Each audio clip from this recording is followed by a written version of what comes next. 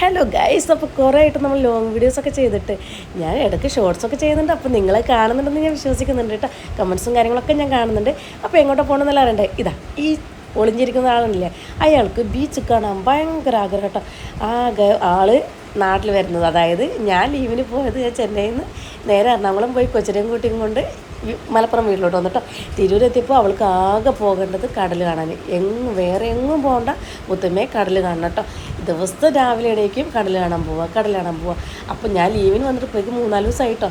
അപ്പോൾ എന്നും ഓരോരോ ഒഴിവുകേട് പറയും. അതായത് ഇന്ന് കടലിൽ തിരമാല ഇല്ല കേട്ടോ, അത് ഇന്ന് നമുക്ക് കടൽ കാണാൻ പോകണ്ട, നാളെ പോവാട്ടോ. അപ്പോൾ നാളെ ചോദിക്കും, മുത്തമ്മേ നമുക്ക് നാളെ കടൽ കാണാൻ പോവാം. അയ്യോ ഇന്ന് കടലിൻ്റെ ആ ഭാഗം മൊത്തം അടച്ചിട്ടേക്കും, ഇന്ന് കടലില്ല കേട്ടോ എന്ന്. അങ്ങനെ പാവത്തിനെ ഓരോ കള്ളം പറഞ്ഞ് ഇങ്ങനെ ഞാൻ പറ്റിച്ചുകൊണ്ടിരിക്കുകയാണ്. പിന്നെ എനിക്ക് തന്നെ സ്വയം ഒരു പാവം തോന്നിട്ടോ. ഇന്നേക്ക് വന്നിട്ട് 4 ദിവസമായാലും, ഇനി കുറച്ച് ദിവസങ്ങളല്ലേ ഉള്ളൂ. ഇന്ന് നമുക്കത് കടൽ കാണാൻ പോകാമെന്ന് വിചാരിച്ചു. ഞാനും മായമ്മയും മാത്രമേ ഉണ്ടായിരുന്നുള്ളൂ. അപ്പോൾ ഒന്നും നോക്കിയില്ല. നേരെ ഉച്ചയ്ക്ക് ചോറുണ്ടലൊക്കെ കഴിഞ്ഞ് ഒരു 3:30 മണിയായപ്പോൾ അതാ ഓട്ടോ വന്ന് ഒരു 50 രൂപ കൊടുത്താൽ നമുക്ക് നേരെ കടലിലെത്താൻ പറ്റും കേട്ടോ. അപ്പോൾ ഇതൊക്കെ കാണുന്നത് നമ്മളെ സുന്ദരമായ ഉണ്ണിയാലി ബീച്ചിട്ടോ.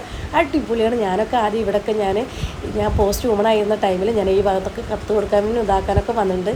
പക്ഷേ ആ ടൈമിലൊന്നും ഇത്രയും ഭംഗിയൊന്നും ഉണ്ടായിരുന്നില്ല കേട്ടോ. ഇപ്പോൾ ഒത്തിരി മാറ്റങ്ങൾ വന്നിട്ട് ഉണ്ണിയാലി ബീച്ചിൽ. അപ്പോൾ അതൊരു ഭയങ്കര ഇഷ്ടമായി. അപ്പോൾ നമ്മൾ നേരെ പോയത് പാർക്കിലോട്ടാണ്. ഇതിൻ്റെ ചെറിയ അനിയത്തി ഇതാണ് മായമ്മ കേട്ടോ. മായമ്മ എന്ന് വിളിക്കുമ്പോൾ വലിയാണെന്ന് വിചാരിക്കും. ഇതിൻ്റെ പേര് വിസ്മയ എന്നാണ്, LLB പഠിക്കുവാണ്.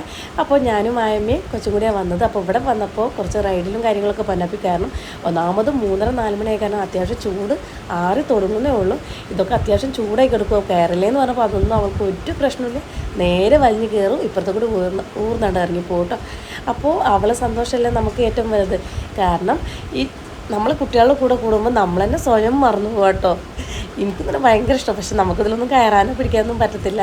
പിന്നെ അവർ പ്രായം അതല്ലേ. അപ്പോൾ പിന്നെ അവരങ്ങ് എൻജോയ് ആയിട്ട് വിചാരിച്ചു. ഞാനും മായമ്മയുടെ നോക്കിക്കൊണ്ടിരുന്നിട്ട് കുറേ നേരം നല്ല രസമൊക്കെ കാണാൻ. പിന്നെ പാർക്കിലായാലും അത്യാവശ്യം തിരക്കും കാര്യങ്ങളൊന്നുമില്ല കേട്ടോ. കാരണം നമ്മൾ വന്ന 3:30-4 മണി നേരത്താണ്. ആൾക്കാരൊക്കെ വരുമ്പോൾ ഒരു 6 മണി നേരമൊക്കെ കേട്ടോ. നമുക്ക് 6 മണി നമുക്ക് തിരിച്ചു പോകണം. അച്ഛൻ വരുമ്പോഴേ പറഞ്ഞ് നേരത്തെ വരണട്ടോ എന്നിട്ടാണ് പറഞ്ഞു വിട്ടുള്ളത്. ഞാനാണെങ്കിൽ സ്പീഡിലാണ് സംസാരിക്കുന്നത്. എപ്പോഴും ചേച്ചിക്കാണ് ഏറ്റവും വലിയ പരാതി കേട്ടോ.